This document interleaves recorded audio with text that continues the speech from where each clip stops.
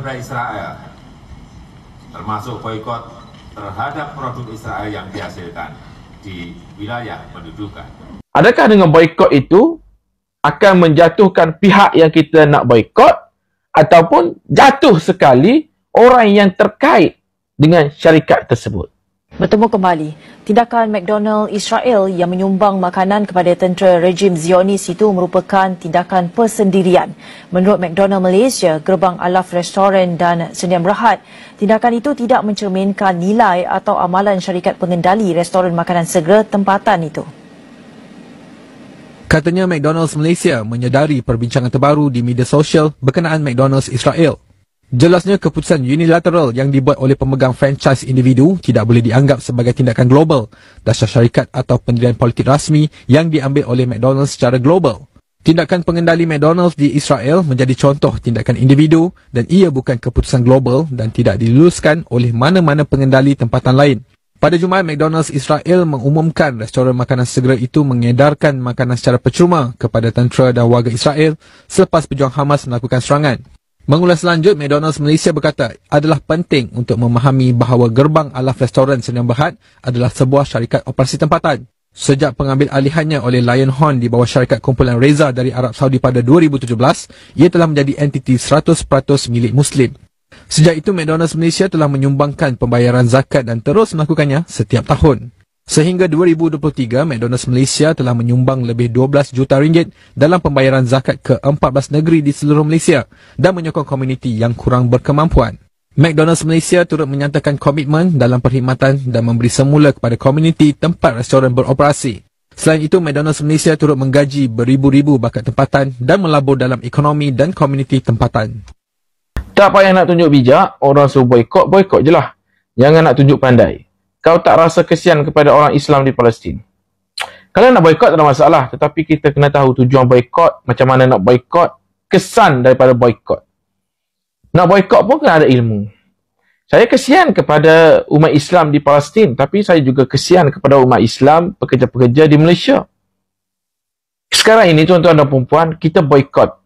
Kita boikot McDonald atas alasan McDonald itu brand Zionis ataupun Israel.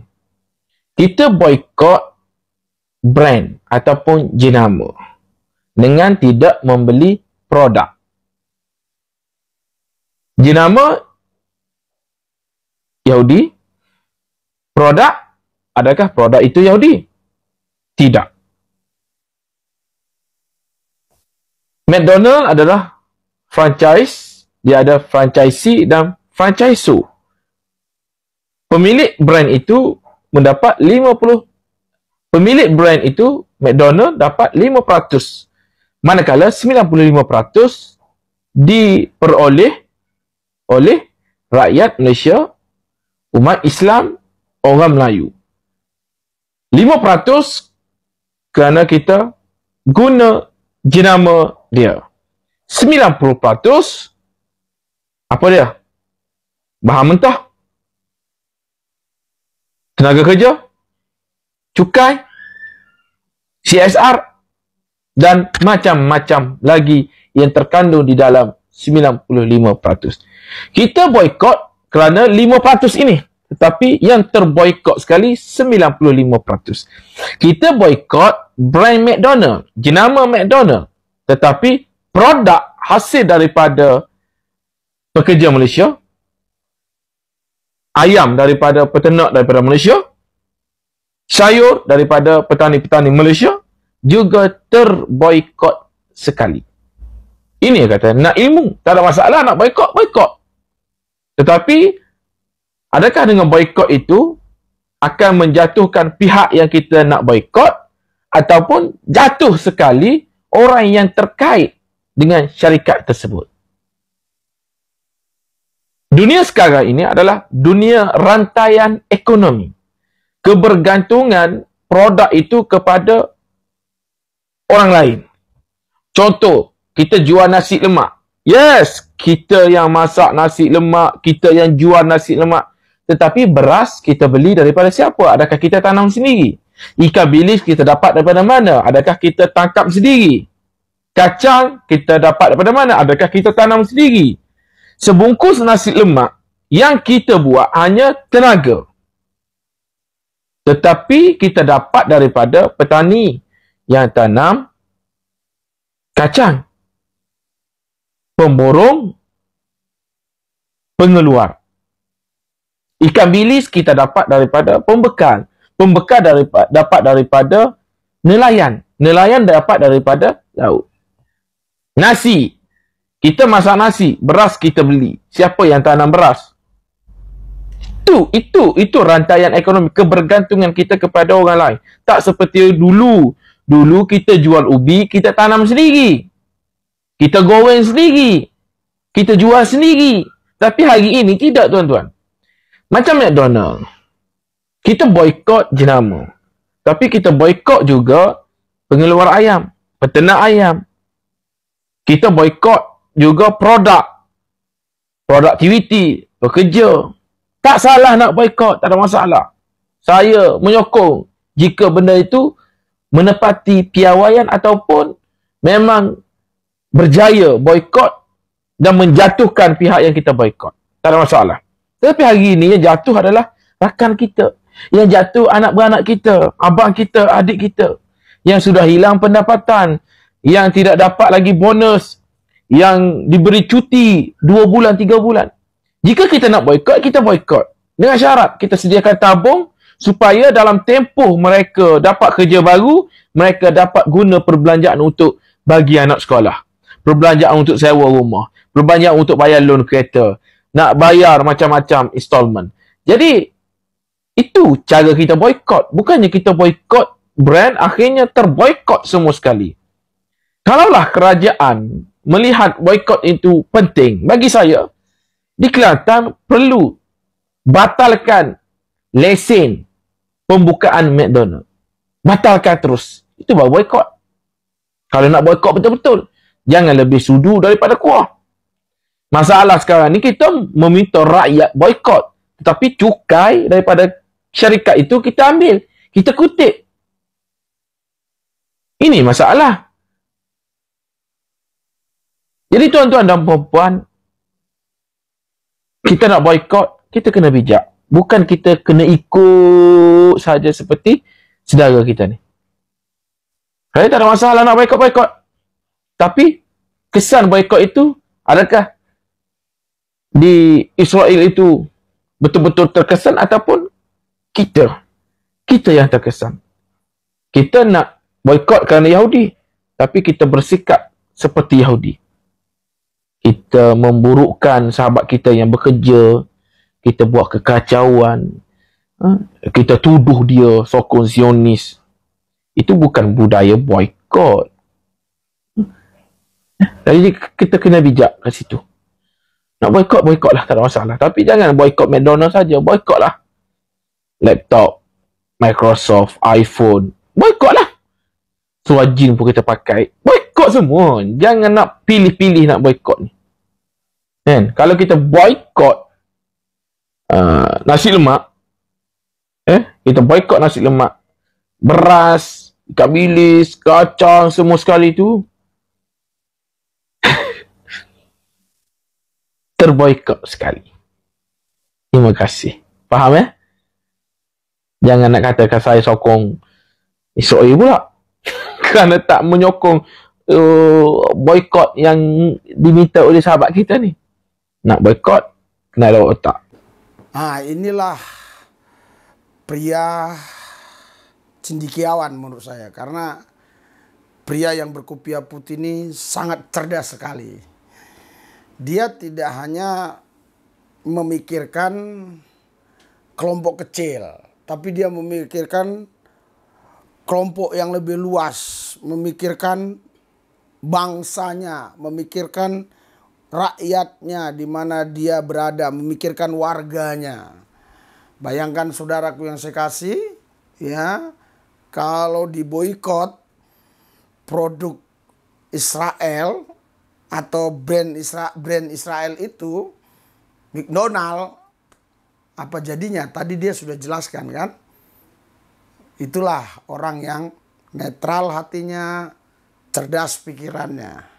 Dia tahu betul bahwa ini bukan perang agama. Ini adalah antara Hamas dan Israel. Dan juga dia pasti tahu, cuma dia nggak mau ungkapkan saja. Tapi saya punya keyakinan dia tahu ya, bahwa Israel menyerang itu bukan karena Israel memang mau menyerang Hamas, tapi karena Hamas lebih dulu sudah menyerang Israel sampai 1.400 orang meninggal dunia waktu 7 Oktober yang lalu ya. Sehingga Israel menyerang balik. Kalau negara Indonesia diserang sama negara lain, ya maaflah ya, negara tetangga lah gitu. Apakah Indonesia diam saja? Apalagi kalau yang mati sampai 1.400 dalam satu hari itu. 1.400 orang. Apakah diam saja? Nah, kita harus berpikir cerdas ya. Harus berpikir netral. Sehingga kita bisa melihat ini semua dengan bijaksana. Nah, sehingga kita tidak menimbulkan masalah-masalah baru, saudara. Ya, biarlah apa yang saya saksikan ini ya lewat komentar, lewat edukasi dari cendekiawan Muslim Malaysia ini bisa membuka wawasan yang benar ya, bisa memperbaiki pemikiran-pemikiran yang salah sehingga kita bisa netral dalam menghadapi persoalan-persoalan ini khususnya antara Hamas dan Israel. Nah, saudara, sebentar kami akan berangkat ke pelayanan kami yang ini ya. Pak, Yesus Maha Kuasa. Iya. Kenapa dia nebus manusia berdosa harus mati dulu di atas Golgota? Bukankah dia Maha Kuasa? Seharusnya dia bilang beres. Karena Tuhan kami nggak perlu dia harus korban di atas Golgota, cukup bilang beres, beres. Saudara, apakah Tuhan kita nggak bisa melakukan itu? Bisa. Dia Maha Kuasa. Tapi Anda harus tahu, kasih itu tidak bisa terlepas dari keadilan. Kalau ada dia Maha Kasih, dia juga harus adil. Nggak bisa dia bilang dia kasih tapi nggak adil. Haleluya. Haleluya. Haleluya. Karena kita semua ini sudah menggadaikan diri kita kepada dosa. Ya, karena manusia semua sudah jatuh dalam dosa. Roma 3:23. Sehingga ubah dosa itu maut. Harusnya kita masuk ke maut, ke api neraka. Tidak ada lagi tawar-menawar. Harusnya kita ke sana. Haleluya. Haleluya. Saudara, kalau Tuhan kita bilang, hei, sudah kuampuni dosamu, tanpa aku harus mati di atas Golgota, bisa nggak? Bisa. Kenapa Tuhan kita nggak mau lakukan itu? Kenapa dia nggak mau lakukan itu? Karena dia kasih. 1 Yohanes 4 ayat 8, Allah itu kasih. Haleluya. Haleluya. Kalau kasih berarti adil.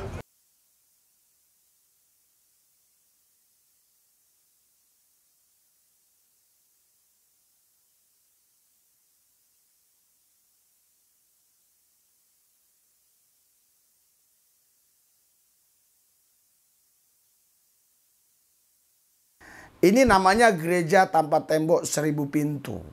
Kenapa dikatakan gereja tanpa tembok 1000 pintu?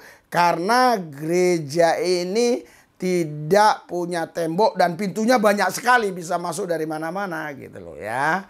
Jadi pelayanan di sini sudah 5 tahun dan selama 5 tahun ini kurang lebih ada 1000 orang yang dulunya bukan Kristen, mereka menjadi percaya Yesus.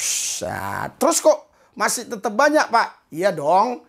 Kalau sudah percaya Yesus, dia doa-doa, dapat mujizat, dia dapat kerja di Cilingsi, di Bogor, di Depok.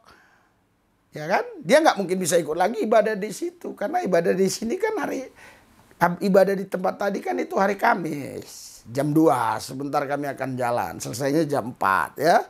Saksikan terus ya pelayanan gereja tanpa tembok 1000 pintu ini ya, supaya ini makin dikenal oleh banyak orang, menjadi berkat bagi semua orang, khususnya di Indonesia, bahkan sampai ke istana nanti ya. YouTube yang gereja tanpa tembok 1000 pintu ini, sehingga rakyat Indonesia tidak ada yang miskin lagi ya, semua punya rumah, semua bisa makan minum tak kekurangan, semuanya bisa hidup damai sejahtera. Itulah kerinduan kami dalam pelayanan ini. Tetapi sementara yang kami bisa kami lakukan seperti ini ya. Saudaraku yang saya kasih dalam Tuhan, doakan terus supaya tidak ada kelompok-kelompok tertentu yang iri sehingga mengganggu, atau pihak-pihak tertentu yang iri sehingga mengganggu. Doakan terus pelayanan semakin maju, dan saudara-saudara yang sudah mendukung pelayanan ini, sudah memberkati pelayanan ini. Ya, saya berdoa supaya Anda makin diberkati berlipat kali ganda, karena setelah ibadah ini kita kasih makan mereka. Ya, itu nominal jumlah uangnya 25.000, tapi bukan uang yang kita kasih makanan. Dulu kita beli makanannya di warung Padang. Mereka berkata, kok sedikit kali nasinya Pak, kok sedikit kali Pak ikannya Pak, rendangnya Pak. Akhirnya saya dapat hikmat, saya ngomong ke tim metanoia, apakah kalian bisa masak seperti yang dimasak oleh pekerja-pekerja warung Padang? Oh bisa. Kalau gitu masak sendiri aja dengan dana yang sama gitu loh. Akhirnya kami masak sendiri, dan mereka senang sekali sekarang, karena kalau misalnya itu nasi ya lauknya rendang, pasti nasinya bisa 3-4 kali lipat dari warung Padang, rendangnya juga bisa 2 kali lipat, 3 kali lipat dari warung Padang. Begitu juga kalau lauknya ikan, pasti dengan dana yang sama, tetapi mereka menikmati yang lebih banyak lagi, makanannya yang lebih banyak dan juga enaknya sama gitu loh ya. Kita terus berjuang untuk membawa jiwa-jiwa kepada Yesus. Mari kita doa supaya pelayanan kami ya sore nanti betul-betul dinyatakan Tuhan kuasanya, banyak jiwa-jiwa dimenangkan bagi Yesus. Mari kita tundukkan kepala kita, hati kita di hadapan Tuhan. Hadirat urapan kuasa-Mu Tuhan bekerja atas semua kami, khususnya yang sudah ada di metanoia. Tuhan berkati berlipat kali ganda. Mereka yang sudah mendukung pelayanan, Tuhan berkati. Dan juga keberangkatan kami nanti dalam pelayanan, Tuhan berkati. Tim metanoia biar melayani dengan hati yang tulus dan murni, dalam perlindungan penjagaan Tuhan, dalam berkat Tuhan. Kalau ada kelompok tertentu, orang tertentu yang punya niat jahat, ingin menggagalkan pelayanan ini, kami tolak, patahkan kuasa dalam nama Yesus. Terima kasih Tuhan, dalam nama Yesus kami berdoa mengucap syukur, haleluya, amin.